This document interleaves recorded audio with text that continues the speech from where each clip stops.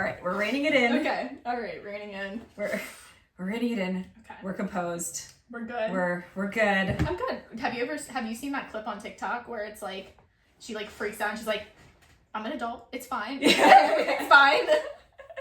Yeah, that's us. That's us. All right. Welcome back to another episode of the Working Ammy podcast. I'm Nora. I'm Maria. And today we are going to read submissions from some fellow Ammys, I think, as long as we can find them. We're going to try. We're going to try to find all submissions from Ammys.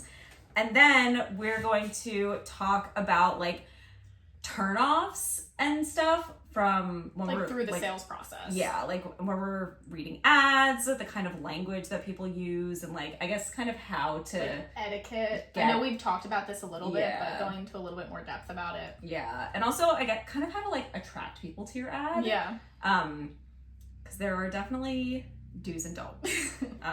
Some are obvious, some maybe not so obvious, but yeah. We'll read some examples sent in by listeners for those ads. All right, so we can jump in. I can start.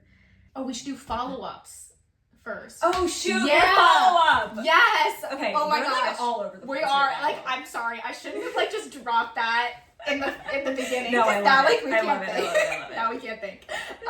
Okay. I like haven't been able to think basically since I had Hazel. I'm so sleep deprived. Oh great. So my brain just doesn't work. Do you have any follow-ups? No. Just the one from your submission. All right, so we're going to start off our... Oh, wait. This was the one with the horse that was... What was it? She like offered 50 and 55 for it, and then 75K. Did she have an update on that? Yeah. Did we do the update? I don't think we did the update. Update. Well, if you start reading it, okay. then I'll be like, yeah, we read this. Okay. So we're gonna start with updates. Yep. And follow-ups. Thank you for everybody. Yes. Just for sending them in, because these are so fun to read. Yes. If you have sent us a submission that we read, or even if we didn't read it, you can send us an update on your submission. You can reply to your original email, and we'll read it. So we love updates. Yes. Okay. So this submission is an update to one where this person was leasing a horse that didn't really have a ton of experience. Okay. She put some miles on it. The owner wanted to sell it, and then this person had offered like 55. Was this the one with the injury or the? Because I think wasn't the original price like 75 or something. The original price was 75. It had some kind of issue, I remember. Yeah. Oh, it maxed. It was the max. It maxed out at like 2.6 or something. And then it ended up having. And it had arthritis. Yeah. It had arthritis or something. And she said that she offered $55,000. The owner rejected that offer, and I was like, that was dumb. Yeah. Because I don't think you're ever going to be getting that much for that horse, because it was young too. I think. Yeah, it was 7. 7. It was 7. Okay. Oh, there's an update to this? Yes. Because she was leasing, once they rejected that offer of 55, she said that she was leasing a 7-year-old or a 9-year-old. Yeah, she was leasing. She was leasing one. A 7, or she had one on trial. Yeah, and she really liked it, and she was just waiting for the vet check to get back. Yes. And then they were gonna purchase it. I think Oh, it's all coming back. It's all coming back to me now. The original price was 90 to like 99 or something. It was 90 to 100. And then she offered, I think, like 75, right? Yes. Okay. Oh, I'm excited. Okay. What's the update? So she says, "Hi again. So cool seeing my submission on TikTok, LOL." Oh yeah, I posted this one on TikTok. People had a lot to say about it. So the first horse, the one that had the bad PPE, was actually at the sale barn I went to go try horses at. They did send me to the sales barn. Which I did not know, so that was a nice surprise since I didn't know where he was. He ended up getting leased to a young girl as a move-up horse to the 2-6. I hope he likes the job because although he is perfect in my eyes, he did need a good amount of prep to horse show and even needed a lunge before I jumped him. Oh. I don't know if he is the horse for someone young given his size and greenness. Yeah. I thought he would be better suited for an Ammy who's happy living in 2'6" land. Or at least, like we said. Yeah. Also, to answer your question, he was priced at $75K before the PPE. So we were like, is the $75K like including like with the PPE findings? Yeah. Okay, it was not. His old owners had images from when he was imported, so it was a red flag that they were so different when we vetted him. Oh, ooh. Like too much change over the span of only 3 years, especially given the fact that he didn't have a heavy workload or whatsoever or jump higher than 3 foot. Oh man. I guess anatomically, since he's so big and pretty on his front end, his front fetlocks took the damage. Or the X-rays work for that horse. The X-rays work for that horse. Possibly. Yeah, because that has happened. 3 years. Yeah, like you're not going to get. And for a young horse with not doing that much, not jumping over 3 foot. Yeah, that seems like a lot of change. Even if it's a big horse, if it's so drastic that you're like, ooh, what's going on, then the X-rays might not have been for that horse. Maybe, the original X-rays. Maybe, yeah. Oh man, so that sucks. So did she offer the 55 after the X-rays? You think came out? I would think, right? I would think. And then they still rejected that? Yeah. Oh my gosh. That's crazy. I wonder what they're leasing, because they're leasing out that horse now. I wonder what they're leasing it out for. I hope it's not a lot. I don't know. I'm very curious. Yeah. The horse that we did take on trial, my family backed out of the sale for money reasons, but a woman at my barn bought him and is leasing him out in the barn. Our plan is to prorate a lease on him when I'm home from college at a rate of blank. Okay. His purchase was blank. Kind of sucks that the horse I handpicked is there and I don't own him, but I am so grateful to his owner for being flexible with us with a lease. She is the best. I'm attaching pictures of both of them because they're my babies. LOL. It was a jumper. I feel like it was like a jumper turned hunter. But the hunter didn't move well and it didn't jump well, right? You're like, why are they trying to turn it into a hunter? Yeah. So I'm so happy that she like loves him. Like you know, like you're just like you fall in love with the horse. And then this is the second horse. She loves her base. I know. It's cute.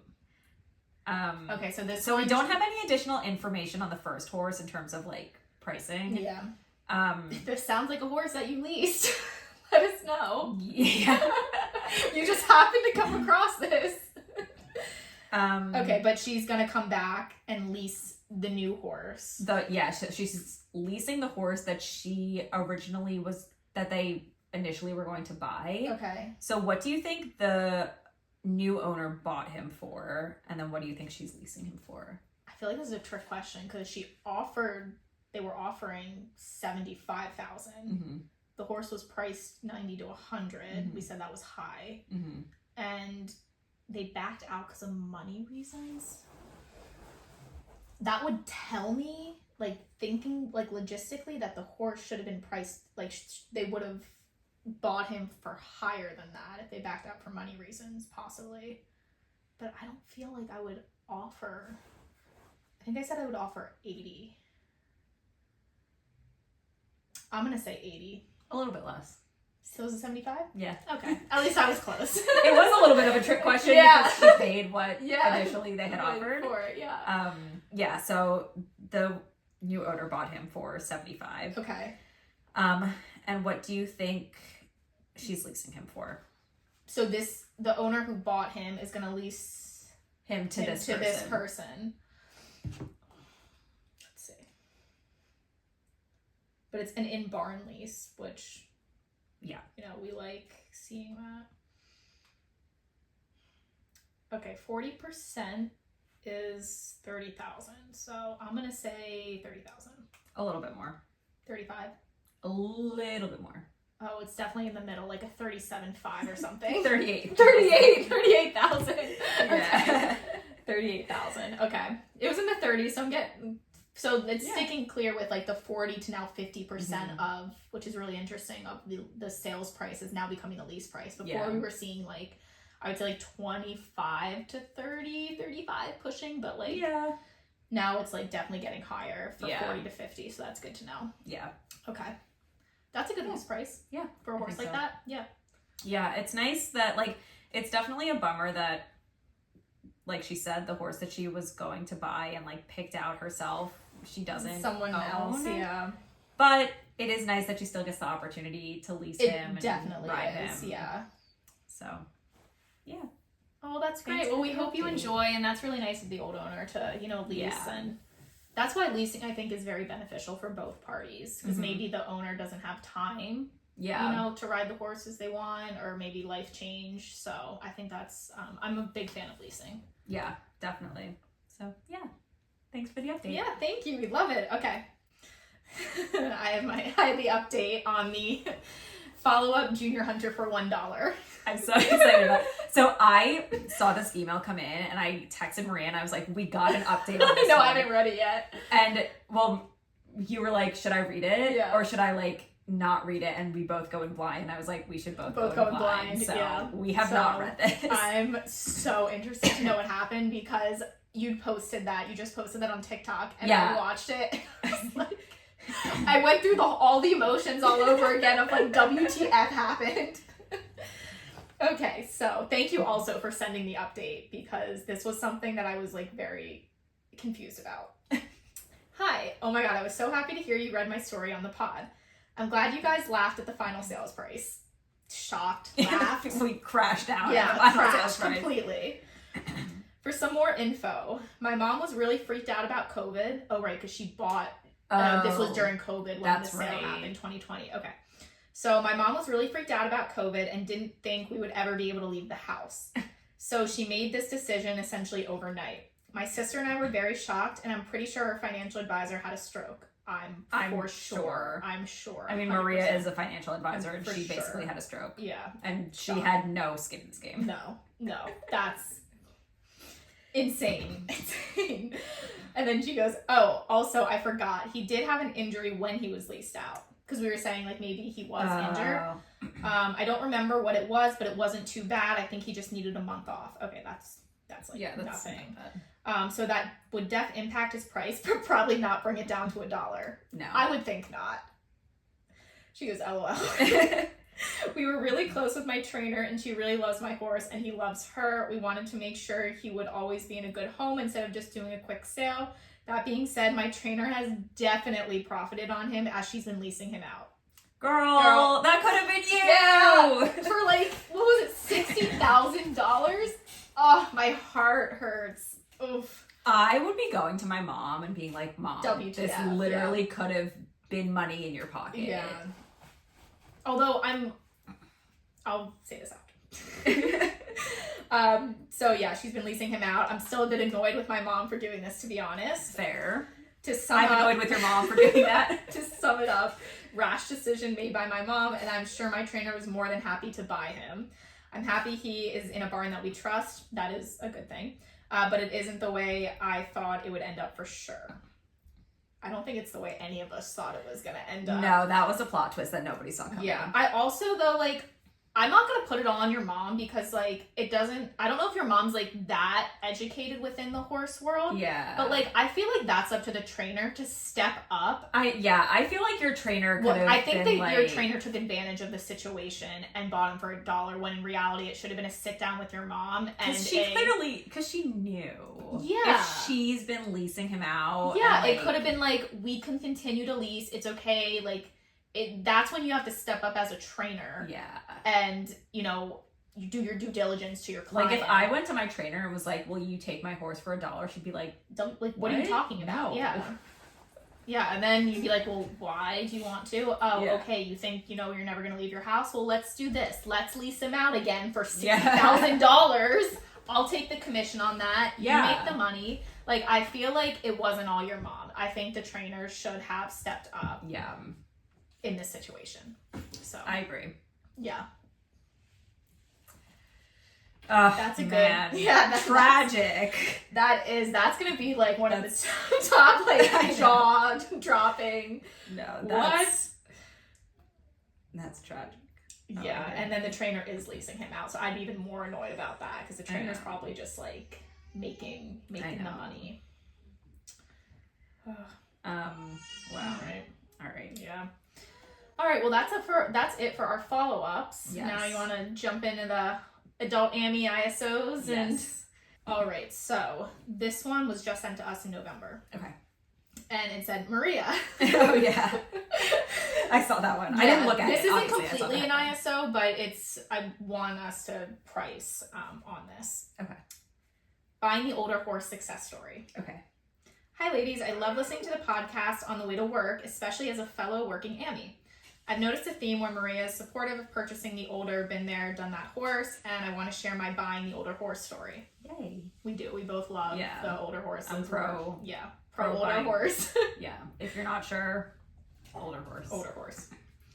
I was looking for a horse that my mom, a beginner/intermediate rider, could grow with in the hunter equitation ring. I figured finding an older packer who knew his job was the way to go. I'll share what we ended up with, the price, and then an update 4 years later. Ooh. Here's what we ended up with back in 2021. Okay.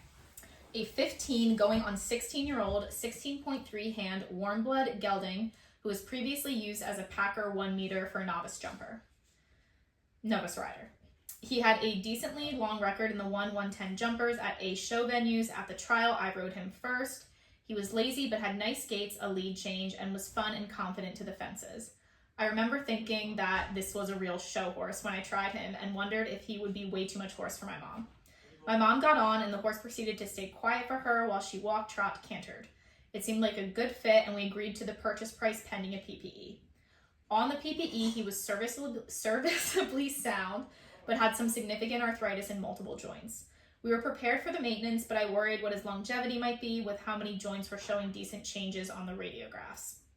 Sharing this with the sellers, we agreed to do a lease to purchase to get a better sense of how well he would hold up.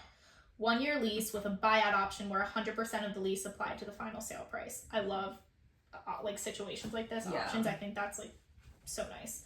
The horse came home with us on lease. Maintenance was performed as needed. My mother enjoyed the horse, but only rode a couple days each week, so I started riding him to keep him fit. It took me a bit to figure out his preferred style of going, but once I did, I realized he could jump a beautiful jump and turn on a dime despite being built on the larger side. I started to show him on occasion in the adult equitation and 3-foot hunter derbies. It took me a solid year to convince him he was not in a jump off when the jumps were bigger by the end of the course, but once he settled, we started to find success ribboning at A shows like Weko Kala in the adult eq and 3-foot hunter derbies, often scoring high in the handy round of the derbies with how handy he could be given his previous jumper career. When this horse was 16 going on 17, I took him to my first ever major indoor show, the National Horse Show in Kentucky. It was his first indoors too, and we brought home ribbons. Wow. He takes maintenance, body work, he loves acupuncture, good nutrition, and effort to maintain his fitness, but he's sound and happy. I'm proud to say we recently attended the National Horse Show again, brought home ribbons in the adult equitation and solid scores in the 80s in the BIS adult medal finals, all while this horse is at the ripe age of 20. Oh, I love that. If you can't tell, he's become my horse. Sorry, Mom. And I wouldn't trade him for the world. The day he says he wants to retire, I will graciously grant it, as I owe so much to this horse, but for now, he loves getting on the trailer, going places, and thrives in the horse show environment. He doesn't seem like he's ready to hang it up quite yet. While I currently am not looking to add to my herd, when the time comes, I think I will seriously consider purchasing an older horse again. We love stories like that. Oh my gosh. I love that. That's amazing. The older horses are so good. People don't give them enough credit for it because they're like, oh, you're getting a 15, 16-year-old, like, oh, they're done. But no, I mean, this horse is 20 and she just competed again at indoors. Like, that's amazing. Yeah, with ribbons. Yeah, with ribbons. Craziness. Yay. Okay, so it was a 1 year lease with a buyout option, and 100% of the lease price was attached to the final sale price for a 15-year-old. He was a previous 1-110 packer. Well, packer at 1 meter, but it said that he has a record in the 1-110s. Okay. Do you want me to guess the lease price or the purchase price or both? Whatever one, both, but whatever one you want to do first. Did they lease him for like $25? Yeah, really? good job. Yes, okay. $25. And then was the purchase price $50? Good job. You My hands are so sweaty. Yay. Spot on. Yes. I'm telling you, I just like, with some of these, I just like, get a vibe. Yeah. Like, you'll be reading it and like a number will pop into my head and I'm like, it's just the vibe. I'm getting. There you go. There's your title for the show. It's a vibe. It's the vibe. Yeah, I just get a vibe. Yeah, lease price was $25,000, sales price was $50,000. So I think that's great. Yeah. And especially because that $25 was applied, you only paid $25 extra. So yeah. Yeah. Fantastic. Yay. Wow. Good story. Love that. This one is from October 25th. Okay. This person says, ladies, I've just discovered your podcast and have binged no fewer than 6 episodes this week. I was driving a lot for work, but still. And I have an ISO question for you both. Ooh, okay. For some background, I started riding when I turned 30 and went full in. I come from a very athletic background and was able to pick things up pretty quickly. I'm now 35 and I've spent the past couple years showing my horse in the 1 to 110s and I'm beginning to look for a move-up mount. Okay. I was told by a lot of folks, trainer included, that I overpaid for my current horse. And I have a sense that they are right, as he was a bit of a project, spooky, no flat work, unadjustable, just generally naughty, LOL, but with a background through meter 30. Though I really enjoyed the process. Sorry, I read that sentence really weird because I didn't realize it was the end of the sentence. Though I really enjoyed the process. Okay. He's now a solid packer and a joy to ride. I've done some leases off and on, as well as a way to get some extra riding in. And I'm currently leasing a horse stepping down from the 30s for blank. Anyway, I mentioned my move-up budget to my trainer, and the reaction has me looking for a bit of a sanity check. We are in a MCOL area, medium cost of living area. Oh, okay. We are in a MCOL area on the West Coast, but given this is the only barn I've ever been at, only trainer I've ever trained with, etc., I don't know what I don't know. Here's my actual ISO. Okay. Meter 15 to meter 20 horse for amateur in a program. Must-haves. Kind, good brain, but not too hot or too quirky. Rider doesn't mind if a bit spooky or strong. Slight preference for more go than whoa, but doesn't want super hot or quick. Horse does not need to be the speed class winner, but just a good solid citizen for a hardworking rider to have fun on. Horse needs to be able to make the lines, no preference of mare or gelding, maintenance appropriate for age / experience, age preference between 6 to 14. If you read this far, here's a prize. Thanks for reading. Would love to hear what you both think. Okay. So I'm curious to see, so there were a few prices in here.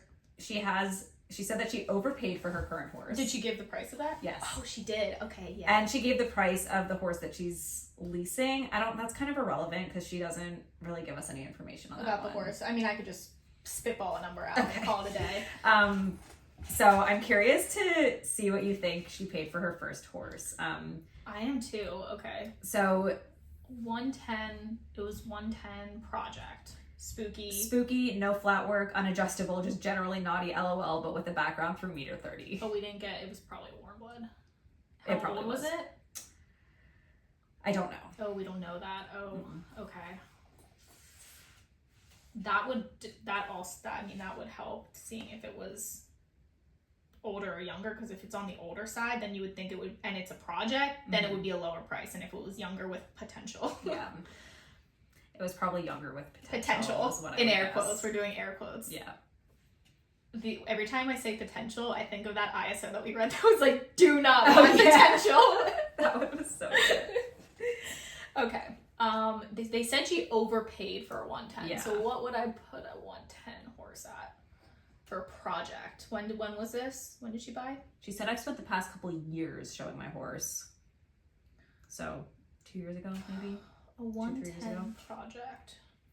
I wish I knew how old it was and how much experience it has. But it was a 130 jumper? Yes, so the background through 130. It had a background through 130. Because originally I was thinking 40, but it has a background in 130. I think that puts it in the mid-high to high fives. As a project though.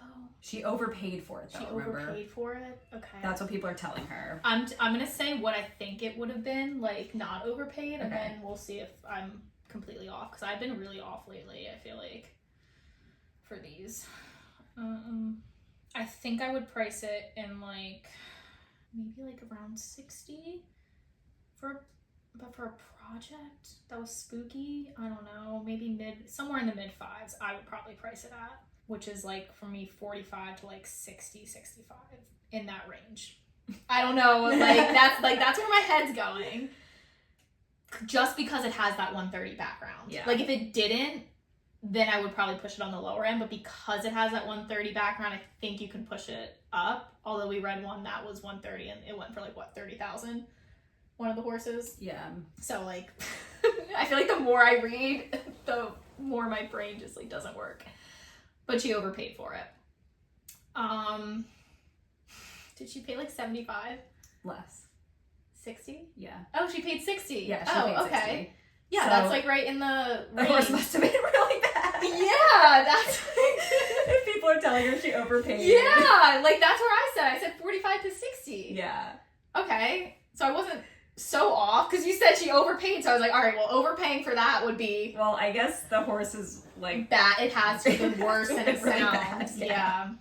Because 60 for, like, a 130 background for me would be, like, yeah, that's... Yeah. Even a little spooky, because we always say, like, as the horses, you know, if they're jumping higher, like, they do have quirks to them. Yeah.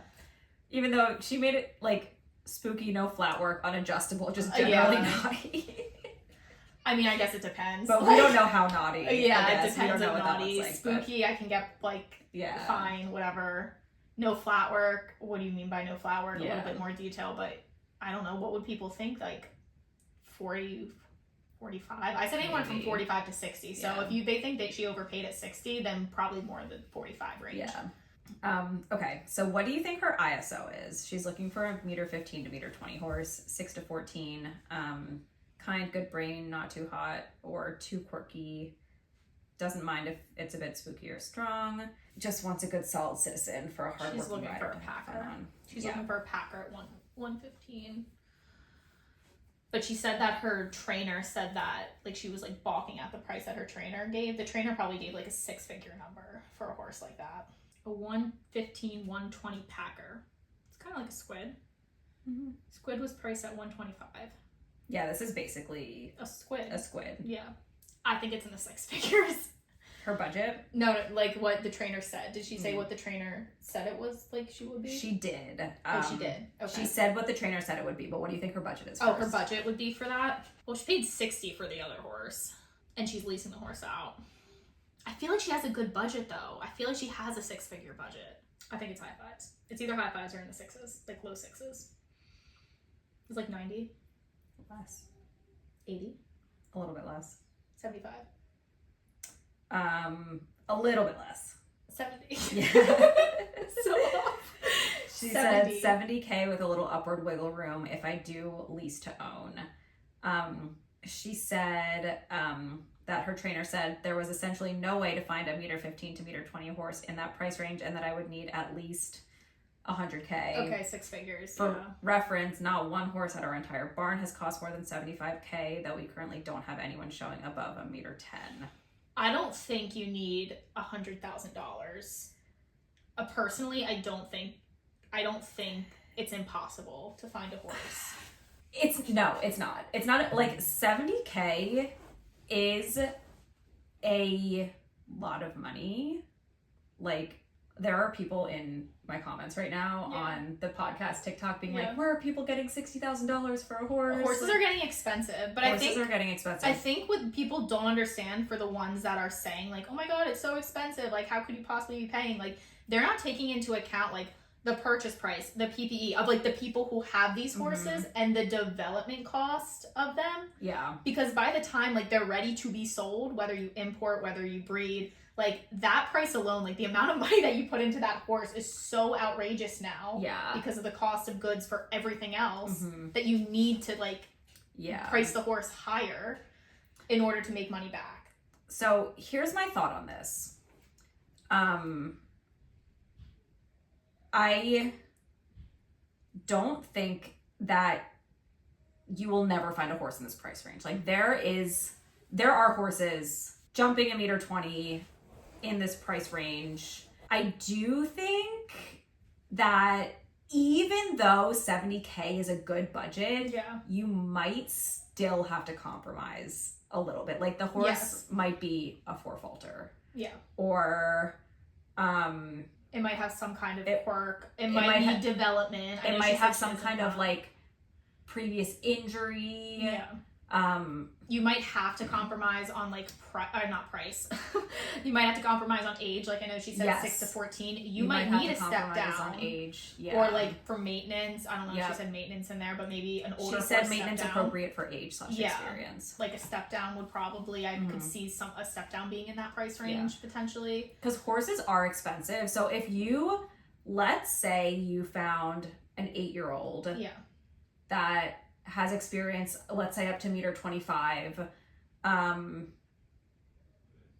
that's careful, that has a good brain, not too quirky, good solid citizen, that horse probably is going to be in the 6 figures. I'd say high 5 to 6 figures. Yeah. I mean, that's why I said 90 at first. And like, it feels silly. People are going to yell at us because people are going to be like, $70K is so much money budget for a horse. And you could find a horse. Like, I don't think it's impossible. Exactly. Like, I'm not saying that you won't find a horse in this budget. But it will take... I think you're going to have to compromise on some of your asks. Yeah. And like go, like the age, stretch it out a little bit. Yeah. Maybe you don't need a complete packer. Like maybe you can develop a horse and then in that case you can go on the lower end. Or... maybe you go overseas. I can see an international, an import. I think you could get for $70K. Yeah, I think so too. Like if you import, but then you'd have to account for the import cost. That'd be like, let's say like 15,000. So and like maybe even like the travel costs for you and your trainer and all of that stuff. 5K travel costs. Let's push it up to 15K with like import and quarantine and all of that. So that'd be 20K. Her budget was 70, so that'd be $50,000 for a horse. Yeah, minus the PPE and all that. But I think 50,000 overseas is a pretty good price. Yeah, although this isn't including like tariffs and all of that. Yeah, true. Yeah, so like 70K is a good budget. 70K is a lot of money. Yeah. I think most of the horses that you're going to be looking at will be high 5s. Here. Yeah, here. Will be high 5s to low 6s up to maybe like 150. If you're talking about like a packer, like a 120 packer, like will take you around the course and is not like knows its job, does it well, like yes, I agree with you, high 5s to 6s. But if you're willing to compromise on, you don't need a complete packer, it can have quirks, it can maybe even a creative solution, like your trainer knows someone. And that's how, because Squid was 6 figures, we got him for 75? A little bit more than this. We got him for 75 because it was a trainer connection and also he was a little bit of a fire sale situation. So something like that could happen. Could come up. Like, I just keep thinking of all the people in my comments being like, it's 60K is so much money. How are people affording this? Blah, blah, blah. So like, I feel silly being like, it's you not might enough. not get what you want for 70K, but like, that's kind of the reality. For I think there's the horses out there. There are. Yeah, I've seen ISOs very similar to this that people have commented on, and like the horses that they're actually presenting are not ones that you're just like, why would you post that? Like they look, I'm sure there's something like maybe a little bit. Yeah. Maybe they don't have a perfect PPE, maybe this, but like they're there. They are. And like 70K is a very good budget. It's a healthy budget. You're not looking for all this with like a 30K budget. Yeah. But in this day and age, with the price of everything and just like the industry and the price of horses, like 70K might be a budget where you might have to compromise on something. But again, not saying that there's nothing out there. Like you're not saying I want to find this for $5,000 and we're like, that's never gonna happen. Yeah. I'd be interested too if the trainer was just referring, because she did say like her area. Like I'm wondering if it's like, well, in this area, here's what you're going to be getting. Because I think if you went like say all over, the United States and looked, and you're willing to expand your horizons in the area, I think you can definitely find something. Or the time, like the time during the year, like maybe after, like after not before, like right after, like I would say like maybe that late March, early April, where people are done with winter circuit and looking to get horses off their hands before they travel back up. North, I think that could be a good option. Like take a trip down to Florida, and that's coming up. That's coming up in a few months. Or I think in this case, $70K would be a decent budget to go overseas and try to find something. Because I feel like there's more options overseas. There's more inventory overseas for the 120s than there may be here. Possibly. Definitely. So yeah. Well, keep us updated. Yes. If you find something, let us know. Send us a follow-up and we will be sure to read it. Yes. Love it. All right. Exciting. I have to get better at my prices. I used to be so good. This is also kind of a discussion-ish. So we're going right into the discussion. All right. How realistic are my goals, fellow Ammy rider? Okay. Hi, ladies. I'm a huge fan of the podcast and love the perspectives you bring about horses and life. I am a Canadian rider, so it's interesting to hear a bit more about the show-intensive climate of the U.S. This isn't an ISO, but I'd love your perspective on if achieving my lifelong horse girl dream, or if it is even possible. Since I was a little girl, I thought the girls that jumped the 120 classes were basically Olympians, and it has been my goal to get to that level my entire life. I don't need to win at the 120 level, but I want to be able to ride around that height in a show environment and put in a respectable round, be able to answer the questions asked at that level. Ideally, I'm trying to get to that height before I start a family of my own, somewhere in my early mid-30s, as I am worried I won't be brave after having children, and I might not want to jump the big sticks anymore. A little about me. I am a 26-year-old adult Ammy who took a break riding horses at 18 and got back into riding 2 years ago. I purchased a 3-year-old, nearly unbroke warm blood gelding as my introduction back into the sport. Wow, good for you. And have spent the last 2 years developing him. I was hoping to show him in the 2-6 baby greens this year, but traveling for my honeymoon set back our debut show season to next year. I did take him to a show this year for experience and showed him in the cross rails to keep his eligibility intact. He was great, and it set him up for a great season next year.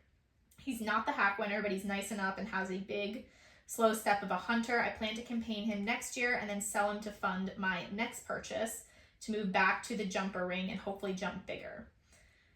My budget for the next horse will be what I can sell him for plus an additional blank. Okay, I showed up to the .80 jumpers as a junior, but didn't have much show experience as I had to pay for horses myself. I schooled consistently between .90 and 110, depending on which catch ride I was able to secure, but that is well over a decade now. So before I read the last paragraph, let's say so my budget for the next horse, so this is going to be her 120 jumper, will be what she can sell this hunter for, plus blank. So she didn't actually give us the price of what she could sell the hunter for, but I figured since, we're reading it, we might as well. Yeah, okay, so he's 5 now. I don't know, she's so young. Yeah. So I'm like... It's a 5-year-old. Is her budget... I'm going to guess the additional budget first, and then we can talk about the price of the horse. Is it... I feel like 50's high. Is it 50? No, less. 25? Little bit less. 20? Yeah. Okay. 20,000. Okay. And then, so the horse is... It's a 5. Eligible for the 2-6 baby greens. Doesn't seem like it has a ton of show experience because she said she did take him to a show for experience in the cross rails. He's not the hack winner, but nice enough and has the big slow step of a hunter. So she's going to sell him next year. So he'll be 6. I would recommend taking him to a lot more shows. Yeah. Right now, I wouldn't pay maybe over 25 for a young horse with just one show under its belt in the cross rails. I might do maybe 30. Yeah, depending. I mean, she put so much 2 years. I wonder because he's 3. Yeah. 3. He's 5. Yeah, maybe 30. Because I think that's what if you get a young horse and doesn't have any experience, nearly just I think it depends on the breeding, because like some young horses are going for like a good high five, yeah. 6 figures. I don't know if this was the case, especially since it seems like she bought him herself, so I'm assuming her budget wasn't that big. Yeah, it was low for a 3-year-old, nearly unbroke warm blood. I'm guessing she paid like maybe, I don't know, 10, 15. Yeah. 15 maybe. So yeah, my recommendation, when was this email sent? This was sent, October 27th. Okay, so she has time to listen to our podcast. My recommendation is to take him to a lot more shows. Yeah, she does say that she plans to campaign him next year, but even like, I don't know what the eligibility is for hunters, but can you take him to local shows like that aren't rated? Does that affect it? Because I agree, he needs experience. Like, I don't know if that will affect his green eligibility. I don't really know that much about the eligibility for hunters. Yeah, I would definitely take him to more shows. Honestly, if you can even like get people to catch ride him for you, if you can't, because he just needs to get experience under his belt and he needs to get a record on him. Right now, like I said, I don't think he would go for more than like 30K. I agree. I think if you get a good record on him, maybe get him a little more proven, you could maybe up that to 40. But I mean, he's not the hack winner, but he's nice enough, so like perfect for like an adult Ammy that wants to do maybe like local shows, even like a 8 show here and there. And he has the big slow step of a hunter, so I think like even like, I know the older women are always looking for like the winner, but like an older adult Ammy that just wants to like have fun at shows, like something, and also safe-ish. like not the hack winner doesn't mean that he moves like crap. It depends too on the competition, like what crowd are you putting him in. Exactly. I agree with you on that one. Okay, so then she said, my question is, do you think, and then this is going back to her, you know, am I setting realistic goals? My question is, do you think the 120 is achievable in the next 5-ish years? I likely will never be able to spend more than blank on a horse, but I am in a great program with a coach who is more than capable of taking me there and has done so with many past clients. And then I'll read the rest once you answer.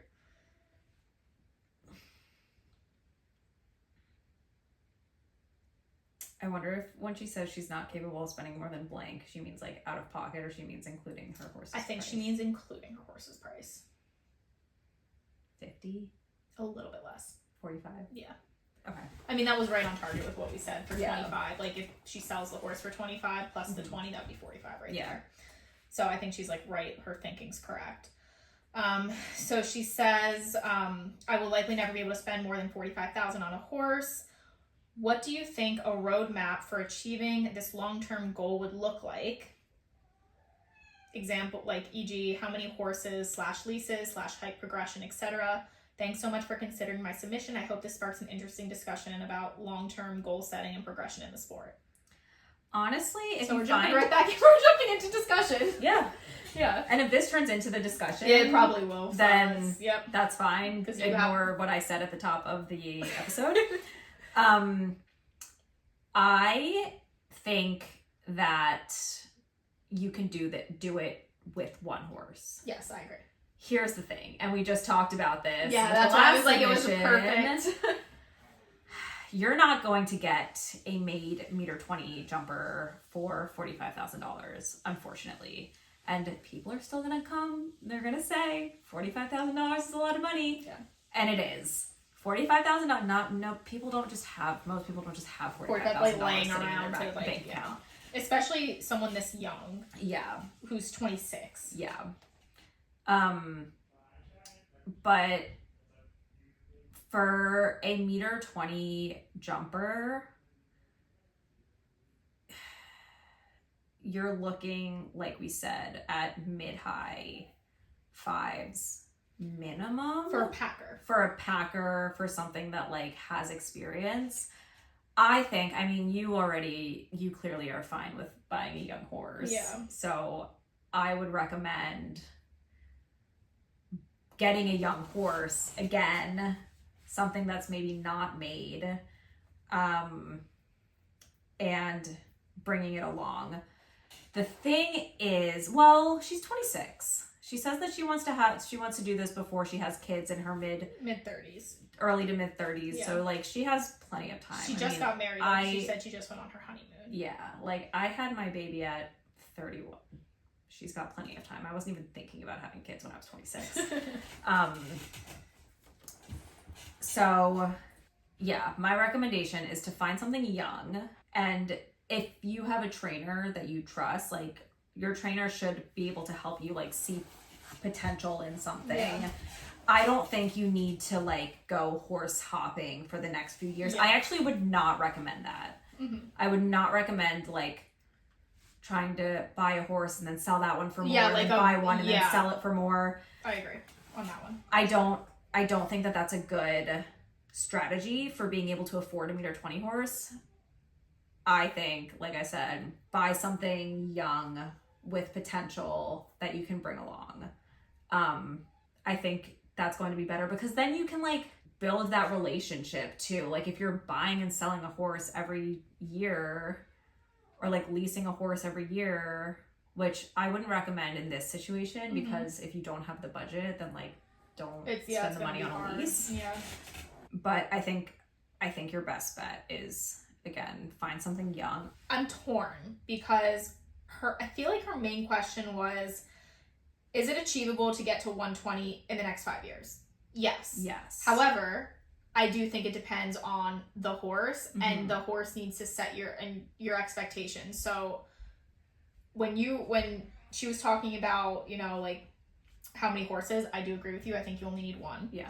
I don't think I would go, originally I was thinking lease, but I don't think with a $45,000 budget with a packer at 120, even, like, I think your budget would be spent in 1 year on a lease. Yes. And she's young. Yes. So, I mean, she's... Yeah, see, that's what I was thinking, like, if you were like, I want to have kids, like, in 2 years, I'd be like, for sure lease. Like, that's the best option. But you have, like, you're 26, you're having kids, like, let's say early, mid-30s. You still got, like, 5 years. Yeah, 6 years. Yeah.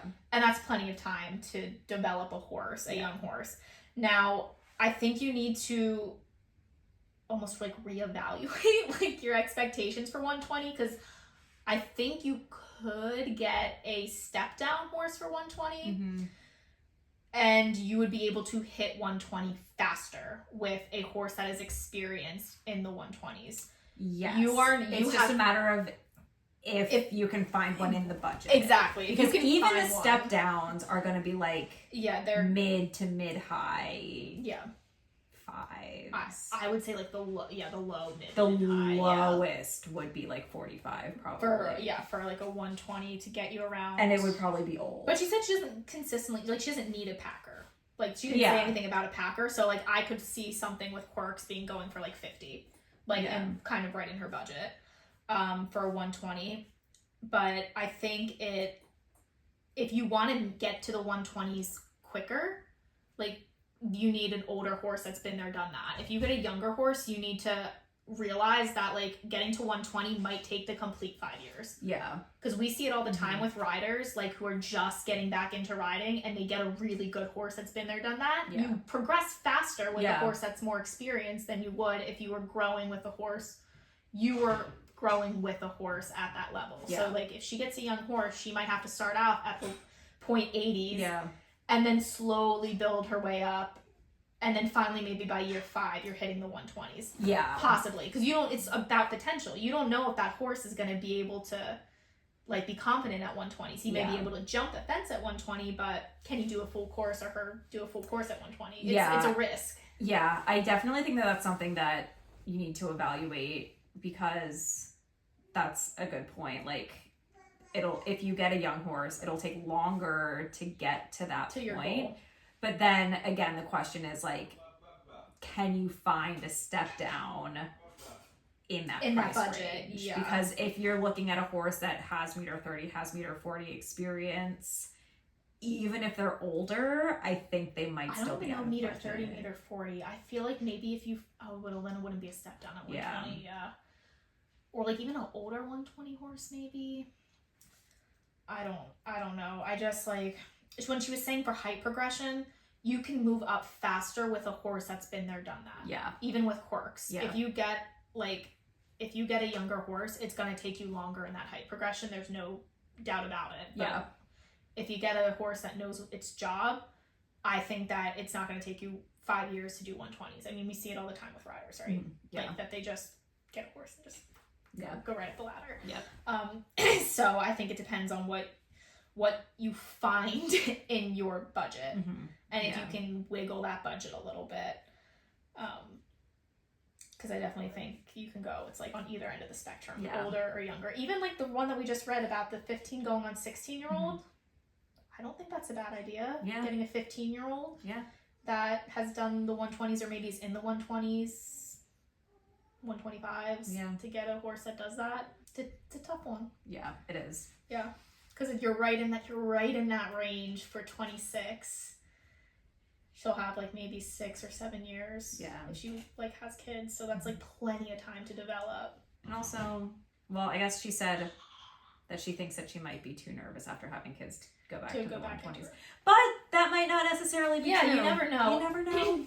And you can always like, if the good thing about a younger horse is that if you get a younger horse to develop, and your trainer is really good at developing, like she said, and the horse can jump 120 and does really, really well, when you decide to have kids, you can always lease. Yeah. For a good amount of money.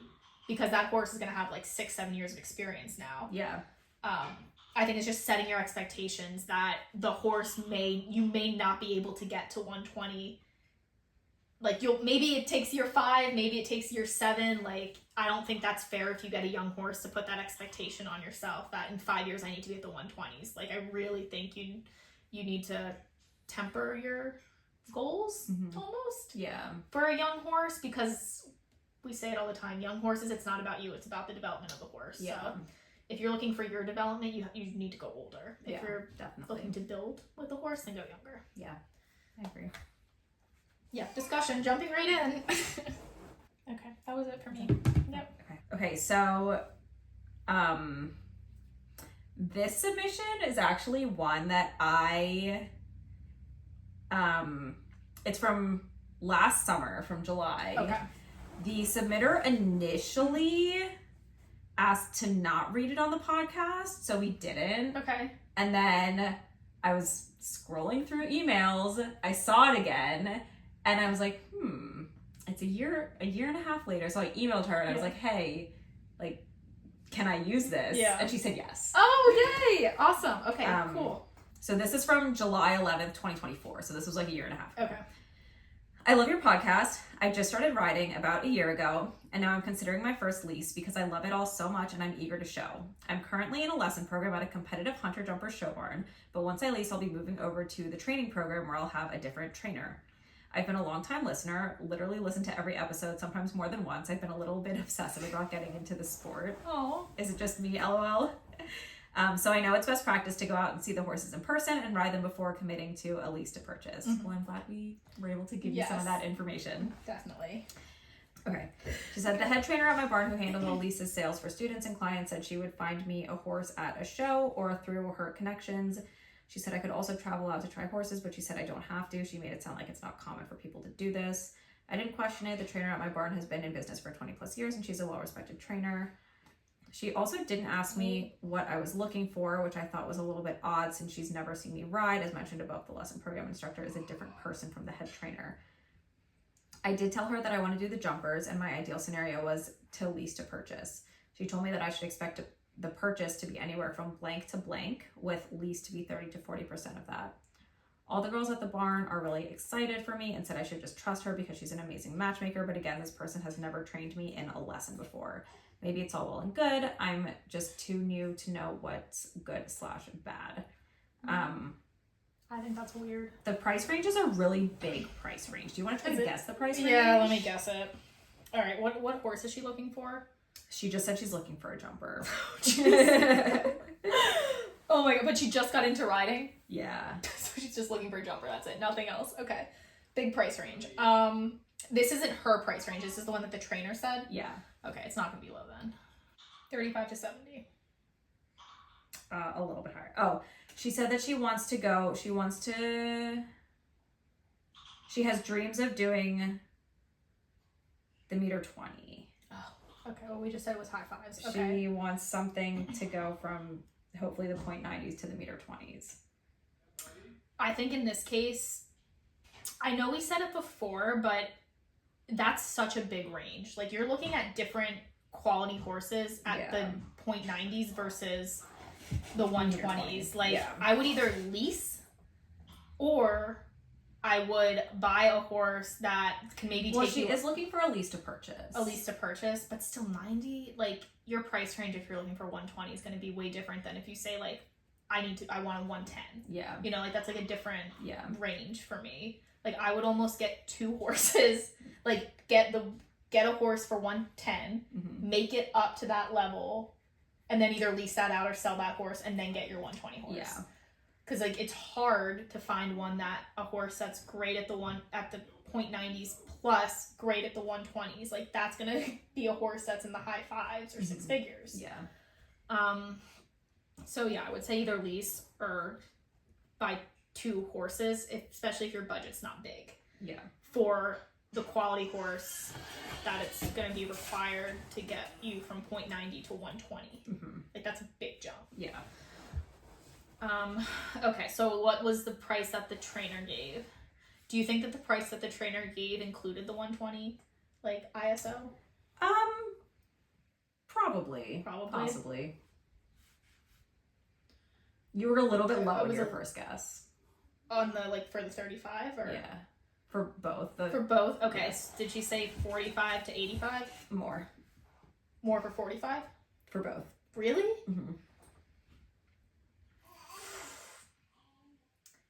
60 to 100. 55 to 90. 55 to 90? Yeah. Which, honestly, so she says, I mean, it's not. Does the 55 to 90K price range for a purchase sound right for someone at my level? I'm on the West Coast. Yeah. If that's my price range for purchase, what should I expect my lease price to be? I know it used to be 30% of the horse's purchase price, but it sounds like that's been increasing nowadays. So I don't think 55 to 90K is unreasonable. I don't think it's I think it's only unreasonable in that we have no idea what she's looking for. Like, how do you just spit out a number like that? Yeah, it's kind of weird unless she, like, talked to this trainer about, like, specifically about what she wants. It is kind of weird that the trainer's just like 55 to 90K. Like, we don't know. I mean, she mentioned that she wanted to do eventually the 120s. I don't think she needs to do the 120s as a new rider, for sure. Nor I think she needs to be looking for a horse to do the 120s as a new rider. Yeah. But, like, I'm just, like, my mind is blown kind of that the trainer is not, like, it's not her trainer, first off. The trainer's never seen her ride. The trainer doesn't think that she needs to be present for the horse hunting. Weird. Yeah. And she's just giving her a price range. Yeah. Like, say this rider wanted a thoroughbred. You don't need $55,000 for a thoroughbred to take you from 0.90 to 110. No. Like, I don't think it's a fair price to put out there when you don't know the rider, you don't really know, and you don't know the qualifications of what she's looking for, and you're not going to take her to try the horse. What? Like, no, it's bizarre. Okay, so that kind of goes into the next question. All right. Is it normal for a trainer to go on their own without their clients to find a horse, especially if they haven't trained the client themselves? I'm guessing my instructor is telling her what I need, but I'm not sure. The barn I'm at is pretty well respected in my area, so I didn't question it at first, but your podcast has been teaching me a bit more. Oh, good. That's why we started to be a bit more thorough. I think that's weird. She said she would send me videos of the horse once she found a good fit. Again, I have the option to try the horse out, but she's not necessarily pushing me to do that. That is weird. You should some people buy overseas or buy off a video. But if you can, you should. If you can, you should try the horse.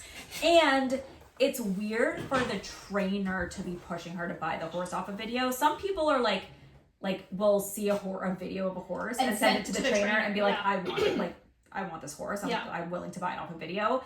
It doesn't usually go the other way around. Like, my trainer would never send me a video of a horse and be like, you should just buy it. We don't need to go try it. Yeah, no. I mean, like... What do you mean? When I was looking, like, my trainer sent me videos of horses that he's seen that he thinks that, like, I would like. Yeah. I mean, obviously they were based, so I was like, no.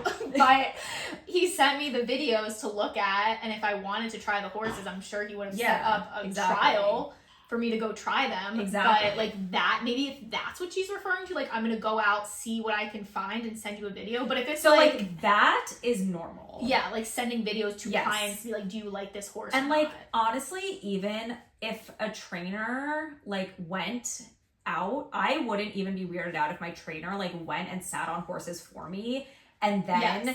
Knowing me, I mean, this trainer doesn't know this person either. And then she doesn't train her. She doesn't, like, she hasn't had a conversation with her. But, like, knowing, because actually Carolyn's done that for me before. To try to sit on horses. She had someone else try Z at Marshall and Sterling finals. Mm-hmm. And because she was like, I think this would be a good horse for Nora. We weren't really in the market at the time. But, like, she had someone sit on him. And then later, we tried him.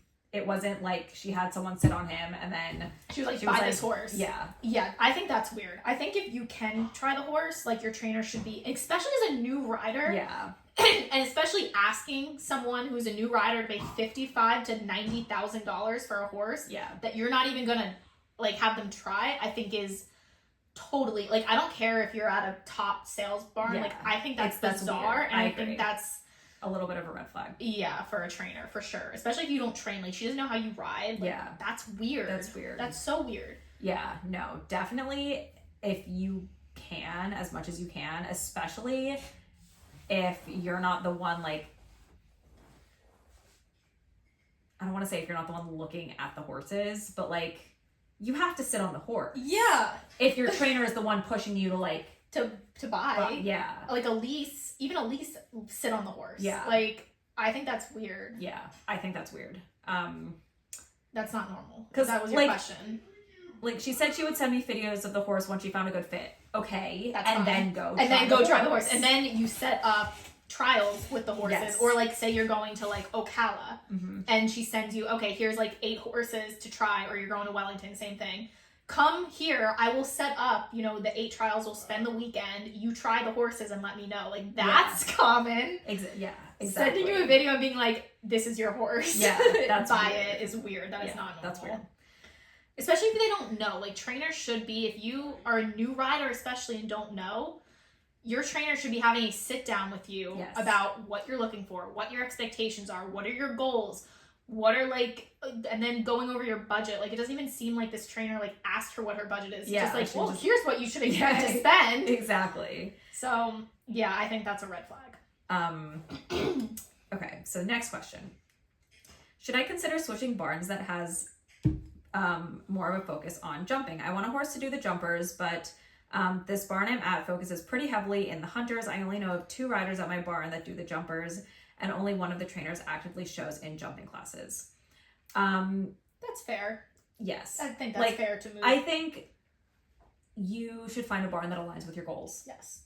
I think it's more of a red flag to move with for what was I saying? For your, like, that doesn't put me off. Yeah. That there's only 2 girls at your barn that jump. Like, that's not a big deal. Yeah. I think I'd be more concerned about the trainer not, like, caring what you think and being like, I need to move barns for that situation, rather than there's not a lot of jumpers. But I do agree that I think it's helpful if you have a trainer that is actively competing in the jumping classes or has done so. Yeah. I think it seems like this is more of, like, a hunter barn. Yeah.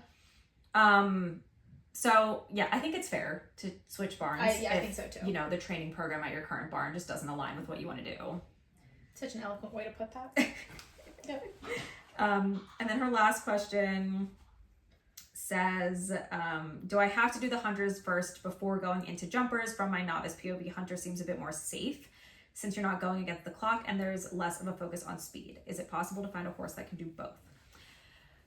That's a good question. So, yes, you can do both. It's a little bit of a, not a complicated question. I think, so actually here is what my recommendation would be. Okay. don't find a horse that can cross over into the hunters. Find a horse that can cross over into the equitation. Yes, that's a good idea. Because hunters and jumpers are two different things. You're not going to find a horse that will do well in both. They're two different rides. Yeah. Like you're typically gonna find two different not quality horses, but two different like types. Two different styles of horses, two different types of horses. It is much more common to see jumpers cross over into the equitation. Yes. Like the girl that just won Taylor Harris finals and the 3-3 NHS junior finals. Her horse was her sister's jumper. Okay, yeah, that makes sense. And like Augusta Iwasaki won USET finals on her meter 40 jumper a few years ago. Wow. Like that is much more common. And I think the equitation sets you up better for the jumpers. Yeah, it's very technical. It's more technical, but it still teaches you like the pace, the lines. Like it teaches you how to be handy with some like questions in terms of rollback turns. You might have tests where you have to like sit the trot or counter canter or trot to a fence. Yeah. So that would be my recommendation. I think as a new rider, honestly, like I feel very strongly when Hazel starts to ride. Like I kind of feel strongly about her doing the equitation because I think it gives you a good foundation. It gives you a good foundation for the jumpers. I don't really care if she does the hunter. She probably will. Just as a little cute kid, she'll with the probably do little the ponies. bows. Oh my gosh. But I feel very strongly about her doing getting the equitation. She doesn't even have to do the big eq. Like I don't care about that, but like I want her to get that strong foundation. Yeah. So I think the equitation will teach you how to ride and be efficient, because a lot of the times you do see kids or like people who go into the jumpers and don't have that background in the hunters or equitation, and they just like run around. Yeah. And it's scary. And it's very it happens a lot. Well, that's why the rules change for the jumpers, because the lower level classes, you were seeing these people like doing a one stride and a two stride line, and it was getting dangerous for the horses and the riders. So they implemented the optimum time rule. Yeah. But I will say, I don't think she necessarily has to do equitation. No, I don't think so too. Because I don't think so either. You seem like I feel like that like the more dangerous riding for jumpers happens in the younger. Yeah, with the kids. With the younger crowd, not like an adult Ammy who like. Yeah. Who has a developed prefrontal cortex. Yeah, who can has understand risk. Yeah, risk assessment. Yeah. Like I don't think that it's. Like, I feel like you could just go into jumpers, like start at the lower level jumpers, because it is optimum time. So it's not like you are like rushing against the clock. Exactly. Especially in the lower levels, to like kind of build that confidence. Yeah. So I don't think you necessarily have to do you don't have to do the hunters or the equitation before doing the jumpers.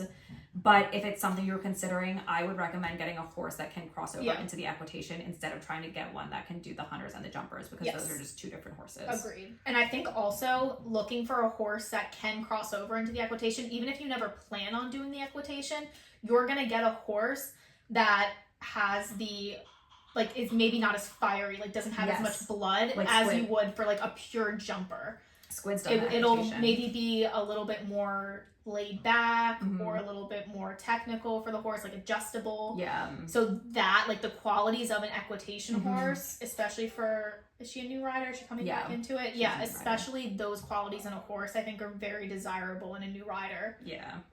Looking to get into the jumpers. Yes.